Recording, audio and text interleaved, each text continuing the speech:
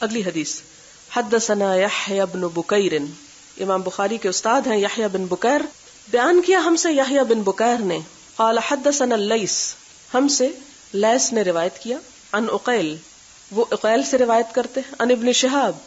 وہ ابن شہاب الزہری سے روایت کرتے ہیں، عن عروہ بن الزبیر، عروہ بن زبیر سے، یہ پیچھے جو آئے نا ہشام بن عروہ، یہ ان کے والد ہیں عروہ بن زبیر، اور زبیر کا نام کیا، زبیر بن عوام تھا، عن عائشہ، حضرت عائشہ سے، کیونکہ بھانجے ہیں ان کے، وہ خالہ سے سنتے ہیں اور آگے سناتے ہیں۔ اس سے ایک اور بات پتہ چلتی ہے کہ آپ سے حضرت عائشہ رضی اللہ تعالیٰ عنہ سے صرف عورتوں نے روایت نہیں کیا، عورتوں نے بھی کیا ہے، وہ بھی آئے گا، لیکن مردوں نے بھی کیا، اور مردوں میں کچھ دوسرے مرد بھی تھے اور کچھ آپ کے رشتہ دار بھی۔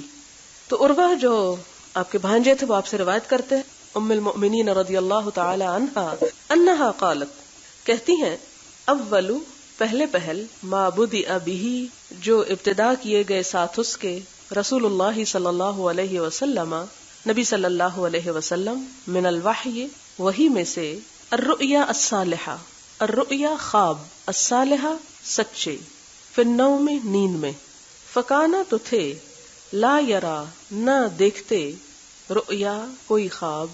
الا مگر، جاءت آتا، مثلا مانند، فلق پھٹنے یا روشنی، الصبح صبح کی روشنی کی طرح سامنے آ جاتا، ثم پھر، حبب محبوب کیا گیا، پسند کیا گیا، الیہ آپ کی طرف، الخلاء تنہا رہنا، خلا اکیلا ہونا، وکانا اور تھے، یخلو اکیلے ہوتے، بغار ہرا غار ہرا میں، آپ غار ہرا میں اکیلے رہتے، فیتحنث تو آپ عبادت کرتے، فیہ اس میں،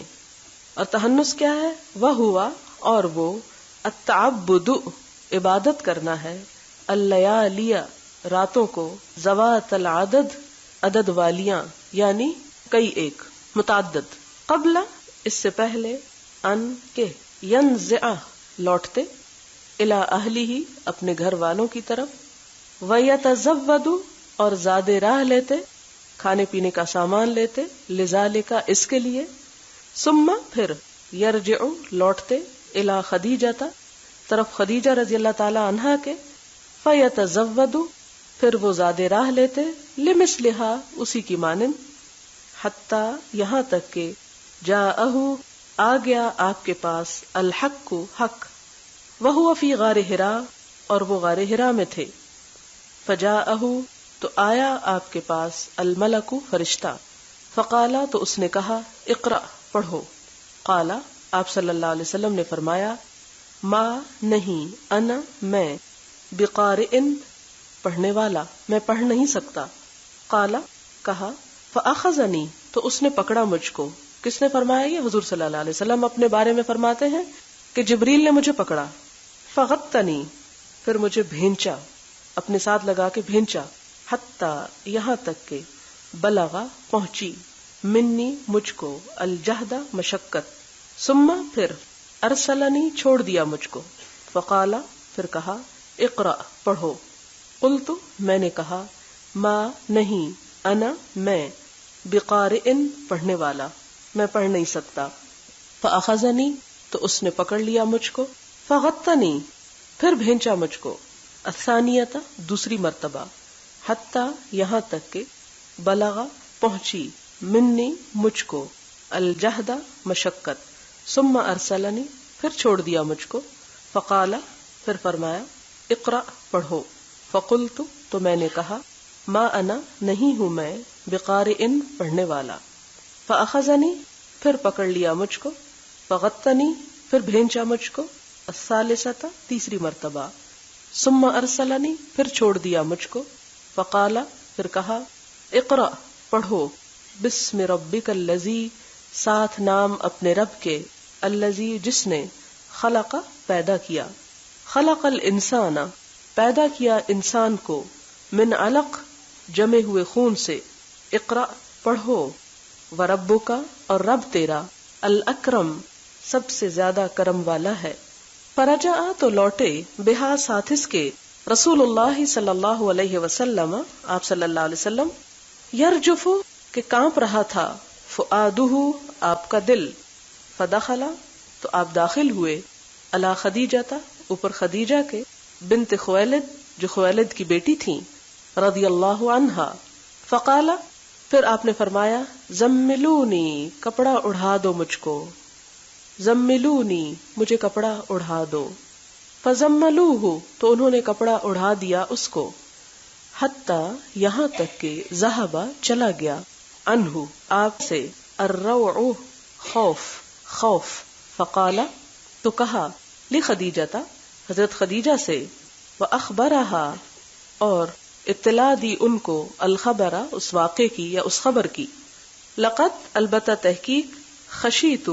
میں ڈرتا ہوں، علی نفسی اپنی جان کے بارے میں، مجھے اپنی جان کا ڈر ہے، فقالت خدیجہ رضی اللہ تعالی عنہا کہنے لگی، کلا ہرگز نہیں، یعنی مت ڈرو، واللہ اللہ کی قسم، ما نہیں، یخزی کا رسوا کرے گا تجھ کو، اللہ تعالی، ابداً کبھی بھی،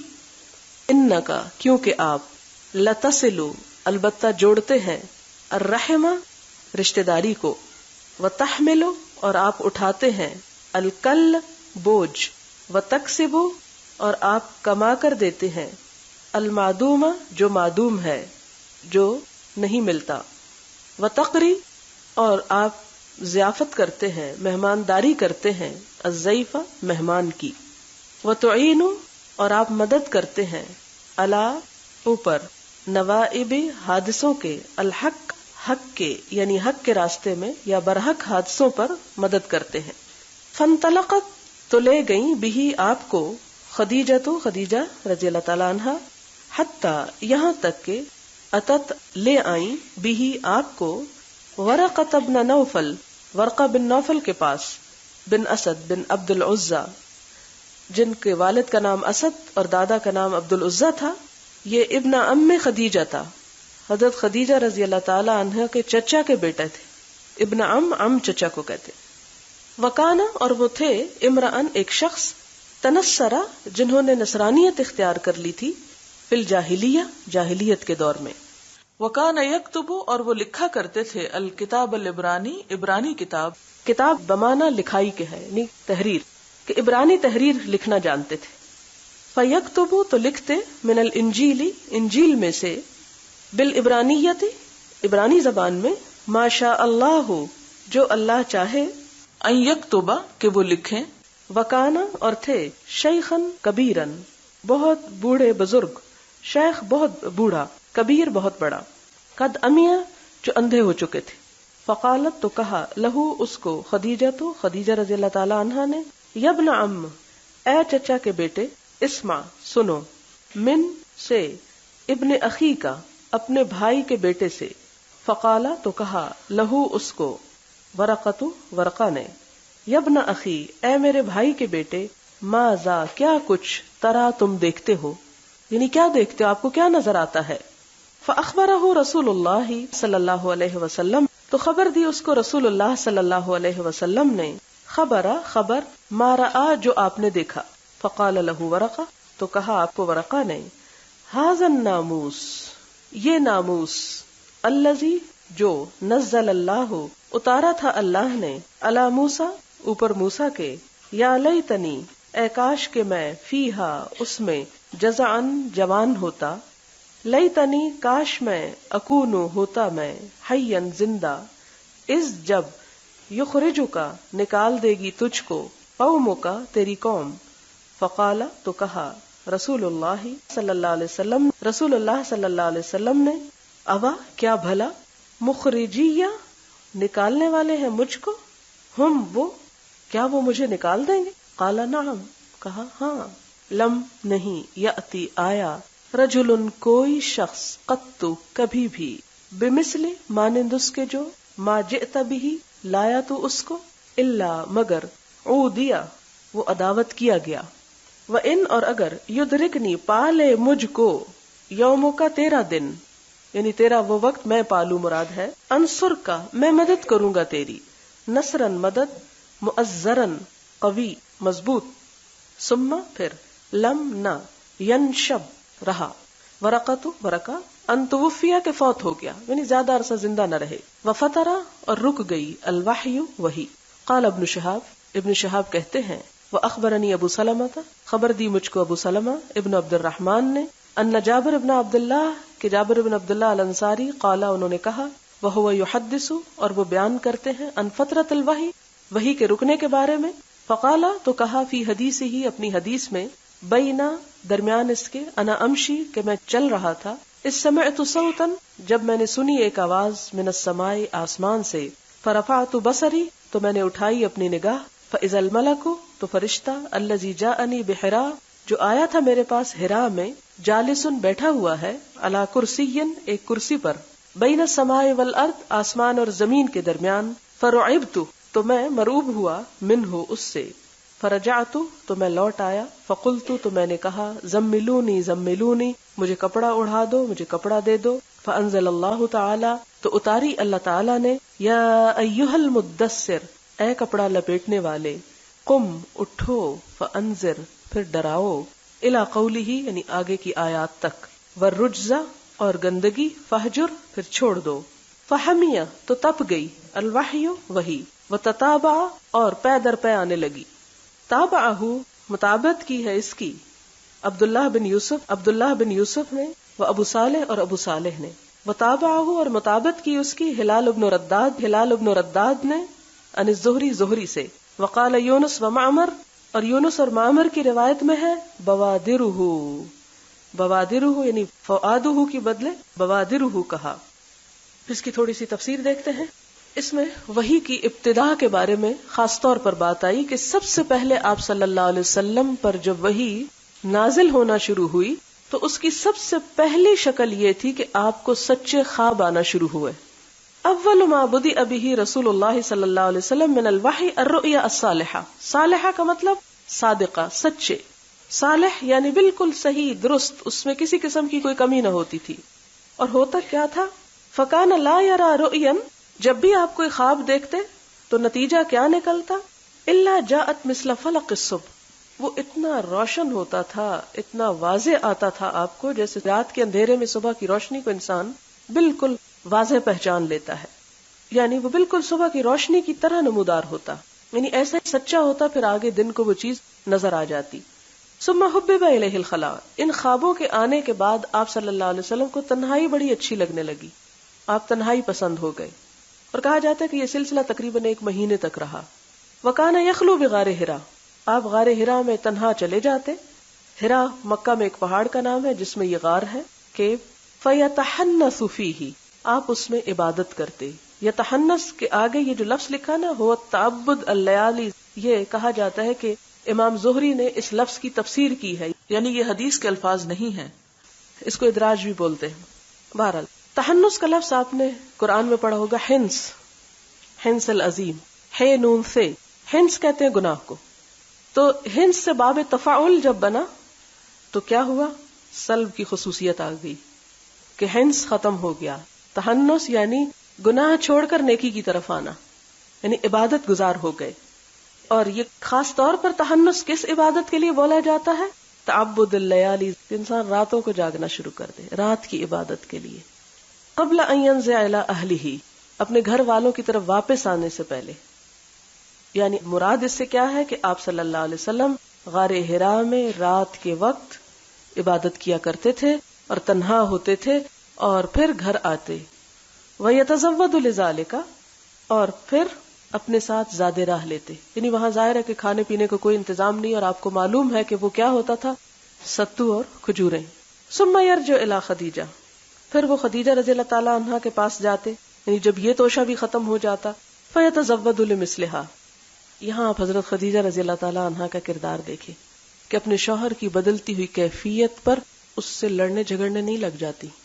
بلکہ کتنے صبر کے ساتھ خاموشی کے ساتھ اور کتنے احترام کے ساتھ یوں محسوس ہوتا ہے کہ وہ توشہ پھر ساتھ دے کے بھیج دیتی. ہم اپنی جگہ پر غور کریں کیا ہم میں سے کسی عورت میں اتنا صبر ہے کہ اس کے شوہر میں یکا یک ایک ایسا چینج آئے اور وہ اپنی عام روٹین کو چھوڑ کر کسی خاص مشن کسی خاص عبادت کسی خاص کام کے اوپر اگر وہ مصروف ہو جائے تو کیا ہم تعاون کرنے کو تیار ہیں؟ اور صرف تعاون ایسا نہیں کہ اس کو کہیں اچھا آپ چلے جائیں، بلکہ ساتھ زیادہ راہ بھی دے. اسی لیے ان کا مقام بہت بلند ہے. حضرت خدیجہ کا ایک دفعہ حضرت جبریل علیہ السلام آئے اور آ کر کہتے ہیں کہ اللہ تعالیٰ نے حضرت خدیجہ کو سلام بھیجا ہے اور انہیں بشارت دی ہے کہ ان کے لیے جنت میں موتیوں کا محل ہے. حتی جاءہ الحق، یہاں تک کہ آپ کے پاس حق آ پہنچتا، نہیں وہی اصلاً آ جاتی ہے. اور کب آتی ہے؟ وہو فی غار حرا، جب آپ غار حرا میں تھے. فجاءہ الملک، تو فرشتہ آتا ہے. کیا کہتا ہے؟ اقرأ، پڑھو. قال ما انا بقارئ، میں تو پڑھا لکھا نہیں ہوں، مجھے نہیں پڑھنا آتا، میں پڑھ نہیں سکتا.